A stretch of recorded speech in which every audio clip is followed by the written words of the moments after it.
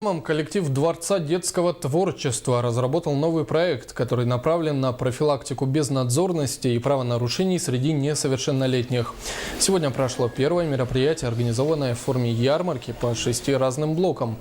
Так, учащиеся лекторы рассказали о правах и обязанностях детей. Кроме того, прошли мастер-классы по развитию творческого и интеллектуального потенциала детей. 120-й закон, по ним работает очень много субъектов профилактики, начиная управление здравоохранения, которые экстренные донесения идут нам и во все субъекты, значит, правоохранительные органы. Это управление у нас образование, образовательные организации, это ПДН, то есть правоохранительные, это УФСИН, это все субъекты профилактики. И на комиссии по делам несовершеннолетних многих мы рассматриваем и принимаем те или иные меры.